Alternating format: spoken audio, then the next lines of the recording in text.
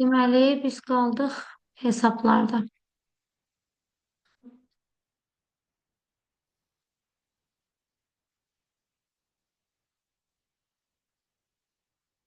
Müəllimlər, biz istifadəçi hesablarında qalmışdıq. Dedik ki, qonaq ən səlahiyyətsiz şəxsdir. Qonaq kompüterimizə daxil olur. Sadəcə olaraq belə deyək də, adi bir-iki dənə iş görə bilir. Yəni demək olar ki, heç bir səlahiyyət yoxdur. Nə proqram yükləyə bilir, nə proqramları silə bilir, heç bir sənədimizi silə bilməz, faylları yarada bilməz, silə bilməz və s. Bir də var adi istifadəçi, yəni standart istifadəçi. Standart istifadəçi qonağa nisbətən, üzrü sayımçı deyil, qonağa nisbətən daha çox səlahiyyətə malikdir. Amma standart istifadəçidə, belə deyim də, bizim kompüterimizdən proqramları filan silə bilməz, nə də proqram yükləyə bilməz. Amma daha çox səlahiyyət verilir standart istifadəçiyə. Qonaq bircə dənə olur, onu da biz yaratmırıq. Windows əməliyyat sistemi özü bizə təklif edir qonağı. Amma standart istifadəçiləri, yəni adi istifadəçiləri biz özümüz yarada bilirik. Yəni evdə məsələn hər bir uşağa bir hesab yaradıb vermək olar. Amma qonaq, yəni kənar şəxslərə verilən hesabdır belə deyək. Bu belə istifadəçi hesabları haqqında. İstifadəçi hesablarına parol yerləşdirə bilirsiniz, adını dəyişə bilirsiniz.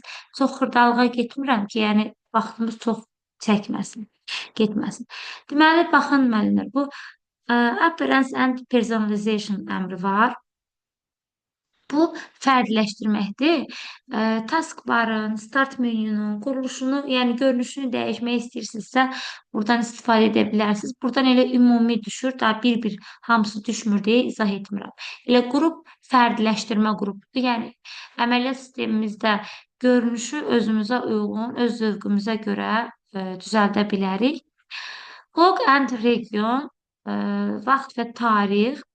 Bura daxil olanda, baxın, date and time gəlir. Bunu keçən dəfəsində göstərmişdim sizə. Görürsünüz, vaxtı və tarixi dəyişmək. Hansı ki, bu aşağıda görürsünüzmü? Vaxt və tarix yazılır. Sistemin vaxt və tarixini change date and time-a daxil oluruq. Buradan dəyişə bilirik. Bu belə vaxt və tarix. Bir də regiondan da avtomatik olaraq yaşadığımız regiona uyğun vaxt və tarixi özü avtomatik versin deyə regionu seçə bilərsiniz. Baxın, burada məsələn Azərbaycan seçilib, amma başqa ölkə seçsəz, həmin ölkənin vaxtına və tarixinə uyğunlaşdıracaq. Bunu da Azərbaycan olaraq saxlayırıq. Qaldı sonuncu kateqoriyamız. Sonuncu kateqoriyamız ease of access-dir. Müəllimlər, ease of access, baxın, bu işarədən də yəqin ki, baxanda başa düşmüş olarsınız ki, bu erişim asanlığıdır. Yəni, əngəlli şəxslərin istifadə etdiyi kateqoriyadır. Ease of access kateqoriyası, belə deyək, bizə kompüteri səslə idarə etmə və bəzi proqramlar təklif edir. Həmin proqramlar, baxın, bunlardır. Magnifir. Hal-hazırda mən istifadə edirəm. Baxın, ekranı böyüdüb kiçiltmək üçün. Bu əslində əngəlli şəxslər üçün nəzərdə tutulmuş kateqoriyadır. Amma yəni hamı istifadə edə bilər də. Məsələn, mən sizə ekranı özüm də daha yaxından görmək üçün, sizin üçün də ekranı belə yaxınlaşdırıram. Magnifir proqramından qısa yolu Windows düyməsi, bir də plusdur. Mən Win plusuna yaxınlaşdırıb Win minusla uzaqlaşdırıram. Sonra start narrator. Müəllimlər, narrator kompüteri səslə idarə etməyə aiddir. Bizim daxil olduğumuz pəncərələrdə nə yazılıbsa oxuyur. Baxın, fikir verirsiniz, baba buranı oxuyur.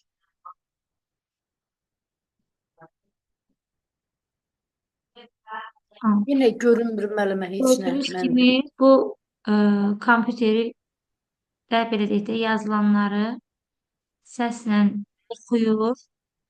Exit narrator edib proqramdan çıxa bilərsiniz. Çıxandan sonra bir 5-6 saniyə yenə danışır, sonra dayanır. Deməli, müəllimlər, bu belə. Narratorun nə olduğunu yəqin ki, bildiniz. Biz hansı pəncərəyə daxil oluruqsa, həmin pəncərədə yazılanları oxuyur. gözündə belə deyək də, gözündən əngəlli insanların istifadə etdiyi proqramdır. Start on screen keyboard. Keyboard klaviaturadır. Ekran klaviaturasını başlat. Əgər kompüterimizin klavişlərində hər hansı bir problem varsa, o zaman ekran klaviaturasından istifadə edə bilərik. Məsələn, tutaq ki, sizin G hərfiniz xarab olur. Pop-up klaviş işləmir. Siz də G hərfini yazmaq üçün ekran klaviaturasını açıb istifadə edə bilərsiniz. Baxın, görürsünüz. Məsələn, mətn redaktorundasınızsa, bunlar yazdığınız hərfləri yazır. Bütün baxın, xidməti klavişləri falan hamısı var. Bunların hamısından istifadə etmək mümkündür. Buradan da çıxdım. Belə. Sonra müəllimlər, buradan da düşənlər bunlardır. Mikrofon ayarlamaları deyir hardadır? Mikrofonla bağlı ayarlamalar. Baxın, o da is of access-dədir. Setup mikrofona daxil oluruq. Hansı növ mikrofon qoşubsuzsa kompüterə, həmin mikrofonun buradan növünü seçmək lazımdır ki, istifadə edə bilək. Əgər buradan həmin mikrofonun növünü seçməsəz, istifadə də edə bilməyəcəksiniz. Mikrofon ona görə həmin is of access kateqoriyasındadır ki, mikrofon da axı səslə idarə etməyə aiddir. Ona görə erişim asanlığına daxil edilir. Bu belə. Kontrol paneldən bu qədər. Sualınız var buradan müəllimlər.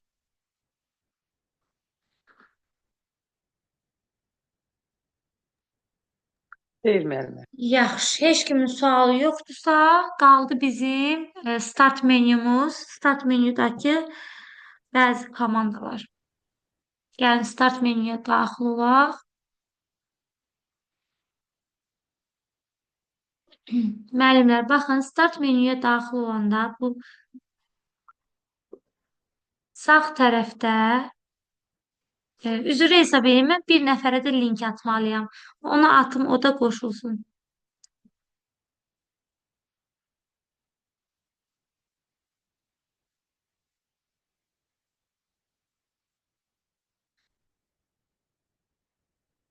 Aha. Deməli, baxın, start menüdə məndə yenə Windows 11-dir. Windows 7-də Zoom dəstəkləmədi deyə. Köhnə versiya aid deyə. Dəstəkləmədiyinə görə mən bunu da izah etməliyəm sizə. Amma Windows 7-nin şəkli üzərindən, start menünün şəkli üzərindən deyəcəm. Baxın, buradakı komanda kompüterimizi söndürmək, yuxu rejiminə qoymaq üçün olan komandalardır. Kompüterimizin rejimini dəyişmək üçün istifadə edirik bu komandalardan. Bu komandaların hamısı tək-tək sizə düşür. Baxın müəllimlər, look rejiminə qoyanda, indi mən bu rejimlərə qoyanda siz görüşdən çıxacaq, avtomatik atacaq. Ona görə mən bu rejimləri qoyaraq sizə izah eləyə bilməyəcəm. Çünki mən ekranı çəkirəm, yəni siz görə bilməyəcəksiniz. Amma üzərində izah edirəm, hamısını yadda saxlamalısınız, kitabda da var. Look rejimi kilitləmədir. Look rejimini belə deyək də, istifadə edəndə kompüter sönmür. Baxın, aşağıda görürsünüz taskbarda aktiv proqramlar var. Baxın, vurğulayıram həmin hissəni. Bu aktiv proqramların heç biri çıxmır, yəni heç birindən çıxış olmur. Amma ekran kildə düşür. Yəni, məsələn, kompüterinizi koda qoyubsuz, durub 5-10 dəqiqəyə harasa gedirsiniz, istəmirsiniz sizin kompüterinizdən kimsə istifadə etsin, o zaman look rejiminə qoya bilərsiniz. Silib yuxu rejimi deməkdir. Silib rejiminə qoyanda, müəllimlər, özəlliyi nədir? Aktiv proqramlar, baxın, görürsünüz, bu aktiv proqramlar yenə olduğu kimi qalır, bağlanmır. Silib rejimində aktiv proqramlar olduğu kimi qalır, kompüter sönür. Kompüteri açanda kompüter daha tez bərpa olunur, aktiv proqramlarda olduğu kimi qalır. Yəni, heç bir proqramdan çıxış etmir. Silib rejiminə qoyanda batariyaya qənaət edirik. Yəni, batariyamız az gedir. Ona görə silib rejiminə qoymaq, look rejiminə qoymaqdan daha məsləhətlidir, əgər batariyanın getməyini istəmirsinizsə. Amma belə deyək də, burada da yenə müəyyən qədər batariya istifadə olunur. Əgər batariyadan daha az istifadə olunmasını istəyirsinizsə, burada hal-hazırda onun adı gəlmir. Görək ekranda Alt F4 ilə açanda pəncərəni burada gələcəkmi? Hibernate rejimimiz olmalıdır. Hibernate rejimi Windows 11-də göstərmir müəllimlər. Amma hibernate rejimi də var. Hansı ki, qış yuxusu deməkdir. Biri var sleep yuxu rejimi, biri var hibernate qış yuxusu. Yəni bunlar dimdə yazılıb, oradan oxuyacaqsınız deyə burada qeyd yazmıram. Qış yuxusu rejimində nə olur? Kompüter sönür, aktiv proqramlar əlavə bir faylda saxlanılır ki, açanda yenidən qayıdıb gəlsinlər. Kompüter sönür, bataryaya daha çox qənaət olunur silip rejimindən. Yenidən bərpa edəndə biraz gec bərpa olunur silipə nisbətən. Aktiv proqramlar geri qayıdır, gəlir. Amma silipdə aktiv proqramlar RAM-ın özündə saxlanılır. Hibernate-də əlavə fayllarda saxlanılır. Hibernate rejimi silip rejimindən enerjiyə qənaət etməkdə daha çox, belə deyək də, faydalıdır. Amma kompüter gec bərpa olunduğuna görə uzun fasilələrə çıxırsınızsa hibernate qoymağınız məsləhətdir. Yox, qısa fasilələrə çıxacaqsınızsa, o zaman silip rejiminə qoymağınız daha çox məsləhətdir. Sonra shutdown, yəni bu rejim, bu update anti-shutdown yoxdur deyə izah etmirəm. Shutdown rejimi. Kompüteri söndür, bir dəfəlik söndür. Shutdown vuranda aktiv proqramlar hamısı bağlanır, gedir xarici yaddaş qurğusuna, sərt diskə. Kompüter bir dəfəlik söndürülür. Yenidən açanda kompüter açılır, amma aktiv proqramlar geri qayıtmır. Çünki artıq getdi. Siz yenidən həmin proqramları işə salmaq üçün üzərində klikləyib başlatmalısınız. Restart. Yenidən başlat deməkdir, müəllimlər. Restart rejimində kompüterimiz restartı vuranda özü aktiv proqramları tam bağlayır, kompüterimiz sönür. Restartın shutdown'dan fərqi odur ki, bu restart özü kompüterimizi yenidən başladır. Shutdown'da siz gərək power düyməsini vurub özünüz başladasınız. Amma restartda başlamır.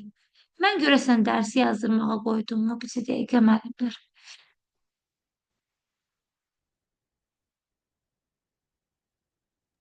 Yazılır müəllimə. Hə, yazılır. Deməli belə. Restartı da bildiniz. Və buradan gələn suallar bunlardır.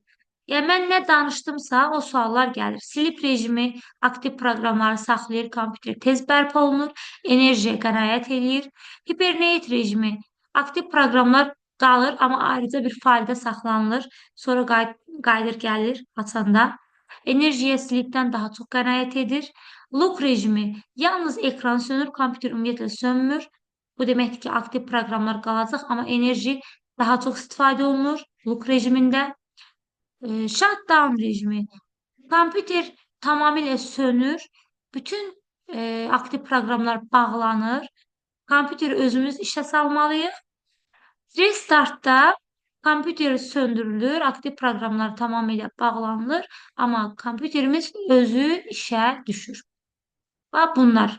Bunlar sizə sual kimi düşəcək. Hibernate qış yuxusu, slipə eləcə yuxu rejimi deyirik. Belə müəllimlər, bir dənə qaldı start menyumuz. Start menyunu da bir dəqiqə gözləyim mən.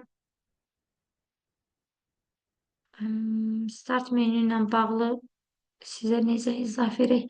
Yaxşı, mən internetdən start menyu ilə bağlı bir şəkil yüklüyüm.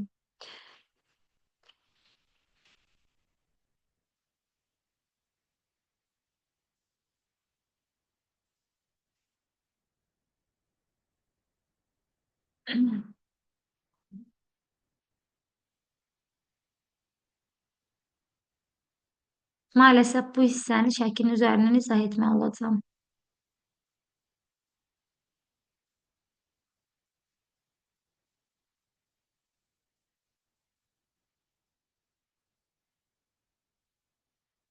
Müəllimlər, baxın, Windows 11-in start menyusu bu şəkildə açılır. Görürsünüz. Amma Windows 7-nin start menyusu bu şəkildədir. Çox oxunaqlı, çox rahat start menyusu var idi Windows 7-nin. Start menyu kompüterimizin baş menyusudur. Start menyu, baş menyu və yaxud da əsas menyu deyirik. Start menüsünü açmaq üçün klaviaturadan Win klavişini istifadə edirik. İndi Win klavişinin şəklini qrupa atıram. Oradan baxın. Klaviaturanın üzərində belə deyək də, Windows klavişi var. Windows klavişini atıram. Şəklinə baxın. Nəyi demək istədiyimi.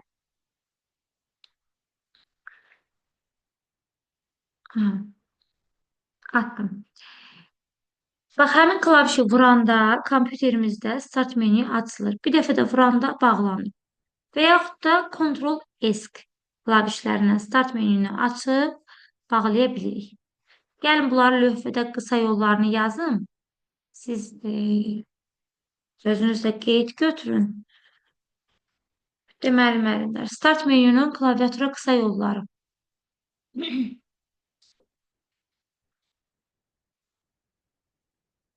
Win klavişi və ya Ctrl+S Escape klavişi.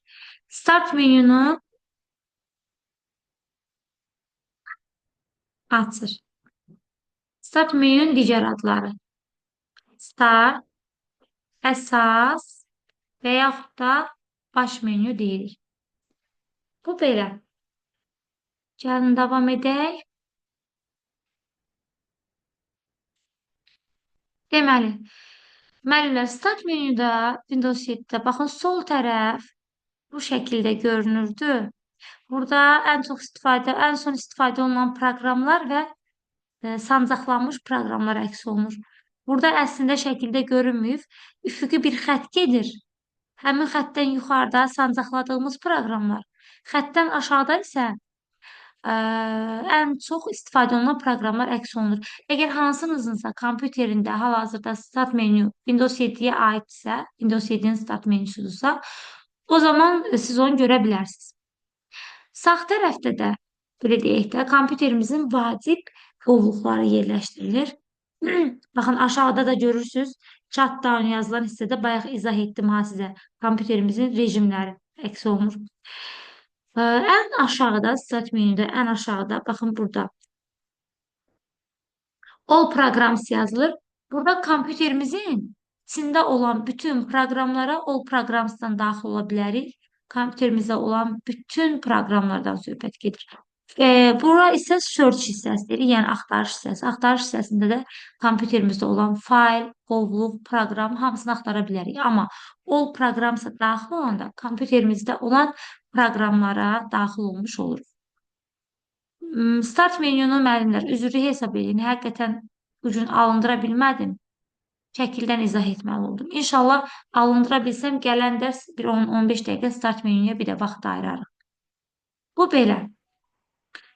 Bir də start menüdə All Programs hissəsindən sizə düşən standart proqramlardır. Kompüterdə əməliyyat sistemini yükləyəndə əməliyyat sisteminin üzərində gələn proqramlar var.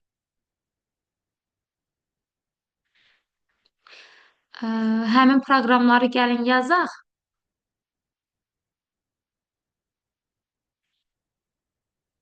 Mən bir-bir yazacağım, siz də mənlə bərabər yazın. Yəni, ən çox düşən standart proqramları qeyd götürürsünüz sizdə.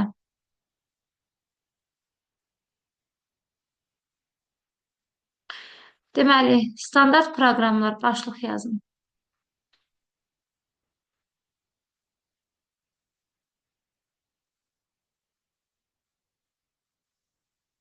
Bir, Notepad. Yəni, əməliyyat sistemi yükləndə əməliyyat sisteminin üzərində gəlir. 2, WordPad. WordPadin artıq bir neçə aya istifadəsinə son qoyacaqlar, yəni istifadəsi dayanacaq. Üçüncü, Snipping Tool. Tools. Kəsmə aləti. Baxın, müəllimlər. Notepad-dir, mətn redaktordur. WordPad-dir, mətn prosesorudur. Snipping Tools-dur, kəsmə alətdir. Kəsmə aləti, baxın, budur. Gəlirik bura, baxın, Snipping Tool yazıram. Görürsünüz, belə bir proqram gəlir. Çox qəşəng bir proqramdır. Mən bunu çox istifadə edirəm. Hətta ekranı videosunda çəkmək olur. Bəzən sual yarımçıq qalanda sizə çəkib atıram. Yəni, bu kəsmə alətindən eləyirəm mən. Şəklini də, ekran şəklini də kəsə bilirsiniz, videosunu da çəkə bilirsiniz. Belə. Bunun klaviatura qısa yolu print screen. Klaviaturanın üzərində print screen klavişi var. Onunla da bunu açmaq mümkündür. Deməli, snipping tool kəsmə aləti. Dördüncü, bayaqlarım narrator keçdik. Narrator. Erişim asanlığına aid olan proqram idi. Dediyi bu kompüterdə olanları oxuyur. Bir-bir oxudu ekranda olanları. Görmə engelli insanların istifadə etdiyi proqramdır. Beşinci, keyboard. On-screen keyboard yazaq. Daha dəqiq bilin.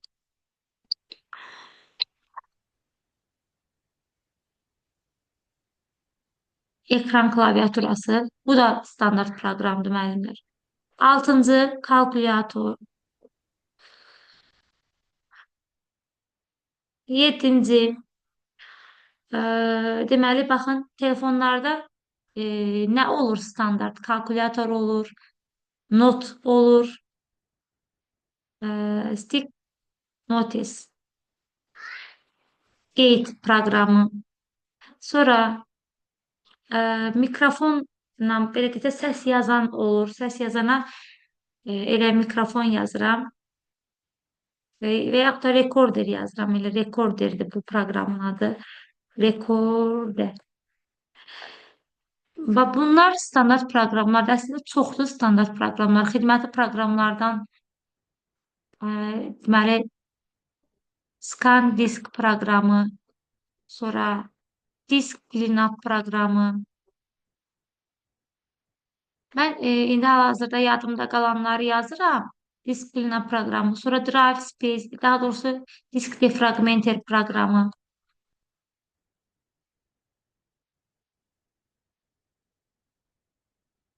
Bunlar hamısı standart proqramlardır. Bunların hamısını əzbərləyirsiniz.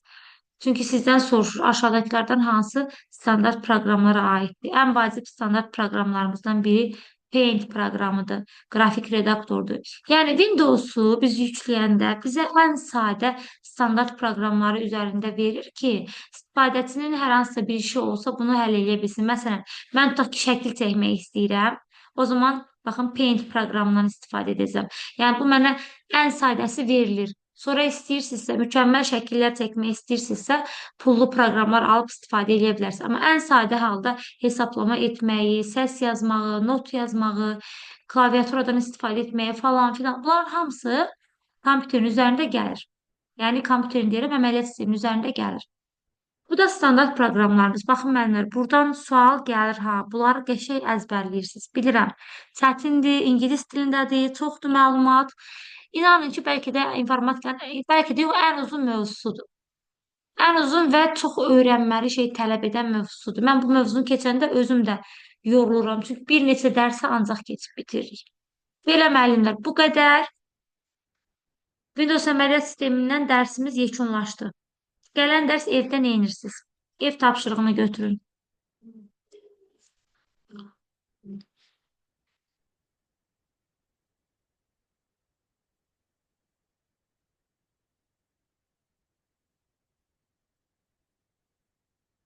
Deməli, bir,